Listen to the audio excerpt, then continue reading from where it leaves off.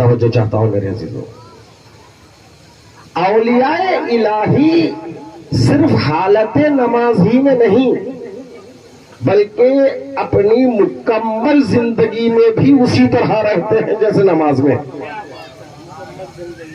یہ بہت سخت منزل ہے. اولیاء الہی اپنی مکمل زندگی میں ایسے ہی ہوتے ہیں جیسے نماز کی حالت میں ہونا چاہیے. قرآن نے مثالیں پیش کی ہے. جناب یوسف پر جب زلیخا فدا ہو گئی، برائی کے لیے ارادہ سو اس نے کیا، اہتمام مکمل کیا، غلاموں کو چھٹی دے دی، پھر اس کے بعد کلیزوں کو چھٹی دے دی، اپنے روم کو سجایا، ایک کنیز خاص کو رکھا، اور اس کو بھی اتنی اجازت ہے کہ جب جناب یوسف 12 دروازے 7 دروازے جتنے بھی دروازے رہے ہوں ان دروازوں سے عبور کر کے جب دوسرے روم میں دوسرے حال میں آئے، تمہارا کام ہے باہر سے بند کرتے جانا.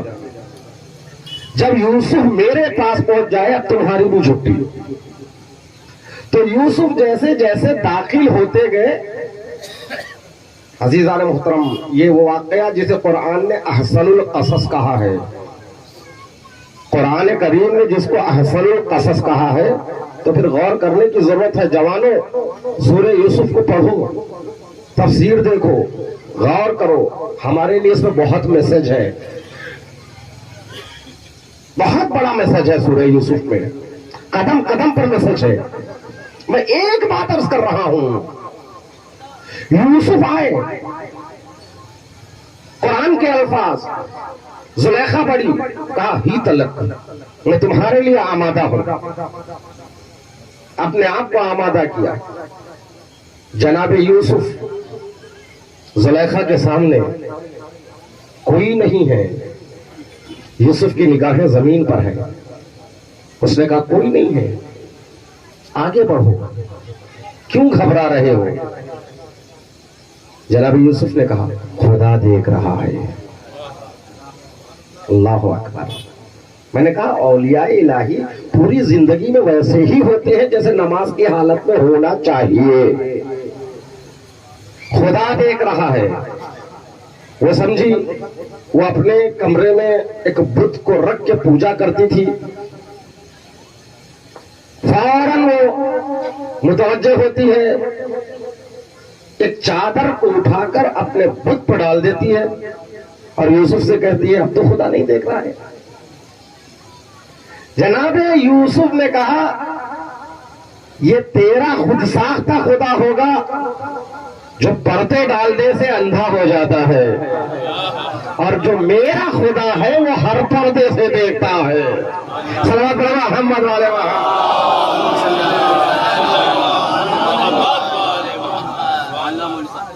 تو میرا خدا ہر پردے سے دیکھتا ہے. یعنی جناب یوسف نے یہ احساس دلایا، ایک میسج جو سب سے بڑا جو اس واقعے سے ابھر کر آیا وہ یہ ہے کہ جوان جب بھی گناہ کی طرف اس کی نیت یا اس کے ارادے جانب گناہ متوجہ ہو تو فوراً جناب یوسف کی طرح یہ دل میں یہ عقیدہ مجسد کر لے خدا دیکھ رہا ہے، خدا دیکھ رہا ہے. بچوں کی تربیت اسی نظریے کے تحت ہونا چاہیے. مارنے سے کوئی فائدہ نہیں، آنکھوں سے ڈرانے سے کوئی فائدہ نہیں. وہ زمانہ گیا. بچوں کی تنبیہ ہوتی تھی تو بچے سدھر جاتے تھے، خوف ہوتا تھا. مگر آج اگر بچوں کے ہاتھ میں موبائل ہے تو اتنے چالاک ہے کہ ایک کسی اچھے سائٹ کو کھول کر رکھتا ہے اور دوسری طرف کچھ اور دیکھتا ہے. جب دیکھا کہ ماں رہی ہے باپ آ رہے، فوراً اس کو نیچے کر دیا، اس کو اوپر لایا، اور خاموشی سے باپ پیچھے سے دیکھ رہا ہے میرا بچہ بہت اچھی چیزیں دیکھ رہا ہے. بڑے آرام سے بچے آج ماں باپ کو دھوکہ دیتے تھے. یہ کیوں؟ اس لیے کہ صرف ماں باپ کا خوف ہے. جب تک ماں باپ کا خوف ہے تب تک یہ عمل ہوتا رہے گا. جب عقیدہ توحید اس کے وجود میں مجسم و مجسد ہو جائے، وہ دیکھ رہا ہے جو ہر پردے سے دیکھتا ہے. اگر بچے کی روح میں یہ عقیدہ راسخ ہو جائے اس کے دل میں، تو پھر اسے ماں باپ کا ڈر نہیں، خدا کا ڈر ہوگا.